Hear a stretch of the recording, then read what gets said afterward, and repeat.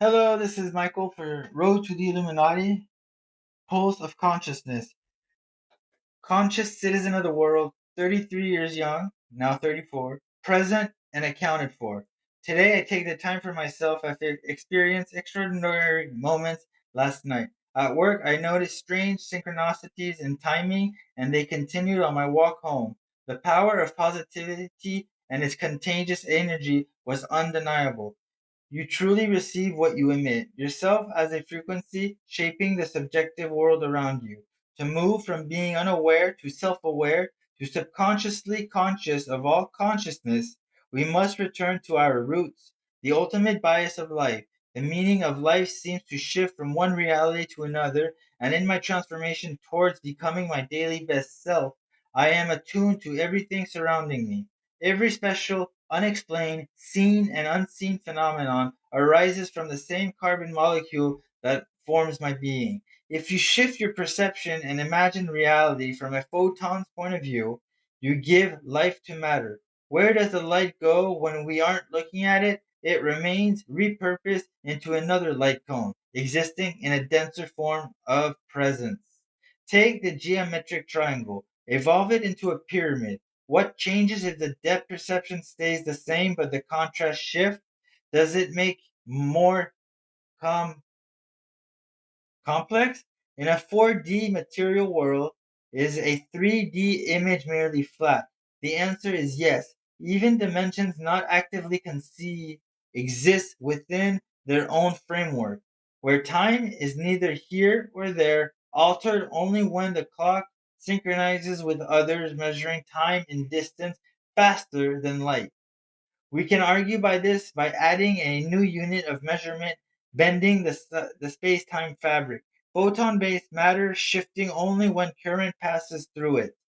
Imagine an Einstein-Rosen bridge connecting parallel planes. Now overlay a metaphysical shield protecting the traveler, whether biological or conscious, from being segregated into an unconscious universe with an entirely different vibrational frequency.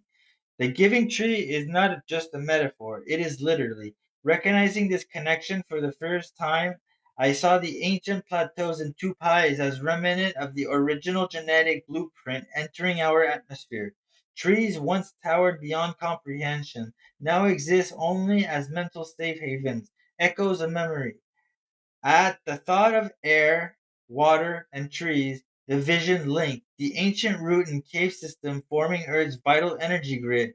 Our planet relies desperately on this system, hoping mankind might extend its existence by 100 years before it's too late. Consider the petrified root system, miles long, ancient megaflora turned to stone. Altitude and pressure shaped them, converting fresh water into CO2. These once gargantuan trees rely now on vanished freshwater ecosystems, may have been felled by an intervening supreme force, protecting Earth from invasive terraformers requiring immense resources to grow. The planet is not collapsing inward, not in our lifetime, nor for millions of years. What we see is the cost of life, the byproduct of creation. Planetary cores explode, stars pulse, and systems fall. Yet those megatrees, those original genetic vessels, seeded the consciousness that pulls through the universe at a quantum level. By unlocking the full power of the mind, we can change how we perceive our own existence, not merely as human, but as an interdimensional being aware of unseen magnitude. Dinosaurs may have coexisted with these monumental trees. Perhaps the so called asteroid was a divine intervention, not destruction, preserving a vital pulse of life.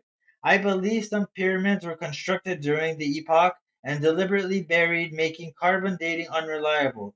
If petrified frieze show laser precision cuts, perhaps the stone we see today were shaped with technology predating their solidification state into sediment. A star is born, and with it its opposite. The polarity that drives the universe. All other forces follow after the love fusion between particles and organic life. In the vacuum of space, bioorganic cells are petrified, yet the fusion with a central pole produces a gravitational pull. Worlds collide, forming dense spinning bodies. Lighter, less dense energies move towards inner motion, giving rise to planets like Earth. Once the pole became conscious, its roots reached the core, distributing life energy via elemental fusion. The air created atmosphere, water, a byproduct CO2, filling the gap between treetops and space. That divine, mere centimeters in cosmic scale, once protected a massive ecosystem. When the giants fell, life paused until torrents of rain reanimed Earth, birthing marine culture as we know it. Some dinosaurs evolved, especially those in deep waters. Darwinian principle took hold, assisted by insectal pollinator. Flourishment followed, conscious life cycle emerged, light retained and energy sustained. One by one, gods descend. Each species had ancestral roots. One by one, they shaped survival, and the law became that the fittest. Divine intervention occurred time again. Civilization resets. Demigods grew smaller with each cycle. Biblical and mythological stories, I believe they hold literal truth.